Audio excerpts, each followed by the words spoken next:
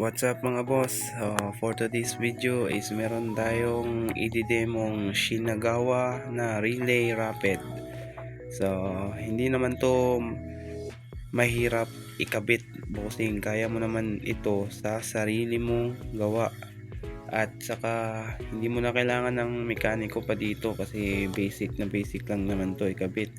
So bago tayo magsimula is shout out nga pala sa mga nagtitiwala dyan. Ayun no. Yan, napakarami nila. So, salamat nga pala sa pagtitiwala. So, sisimulan na natin, bossing. So, una-una natin gagawin dito is madali lang. Madali lang talaga to.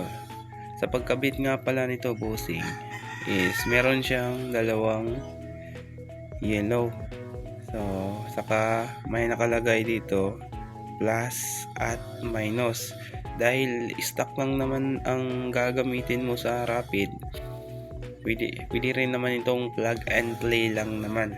So, itong plus at minus. So, nakikita mo naman yan, bossing, yung plus at minus. Itong dalawa is ikakabit mo lang ito sa socket niya. Dahil may diagram naman tayo, ayun o, yung diagram.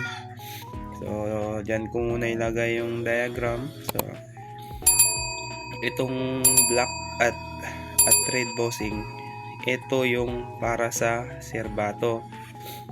Ikabit mo lang ito sa main ng stock mo. Doon mo lang yun ikabit. At pagkatapos mo tong ikabit sa stock na wire, yung nanggagaling sa stock na serbato mo, itong dalawa, kahit magkabaliktaran tong dalawa is okay lang kasi ito sa horn na to, ito na yung sa horn, ikakabit mo lang ito sa serbato mo. Ito na yung labasan. Ito yung labasan, may positive at negative.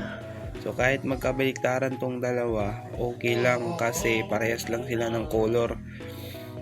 Para gusto mo talagang manigurado, bossing, is meron naman siyang black, pwede mo tong gayahin tong black na to. Yan o, black. So dito yung negative mo, so yung positive mo is yung pula. Dahil para sa akin is okay lang siya na magkabaliktaran kasi parehas lang sila ng color.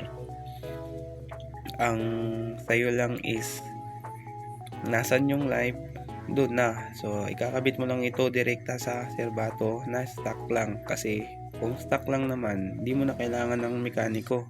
Kayang-kaya mo na to sa sarili mo. So ganun lang, bossing. Hindi mahirap mag-install nito ng stock lang. Pero kapag nahihirapan ka lang dahil yung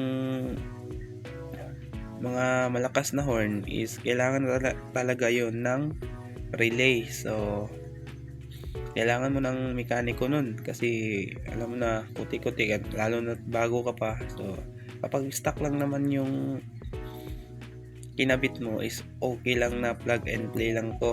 Ito sa main ng serbato, ito labasan na to, doon na to sa serbato mo. Ito sa socket ng serbato mo ikabit kasi siya yung nagti-trigger, saka ito yung labasan. So ganun lang pagkabit nito, bossing. Hindi mahirap. So kung may natutunan ka, huwag kalimutan mag-like, mag-subscribe, and mag-share. So God bless and ride safe. Remix.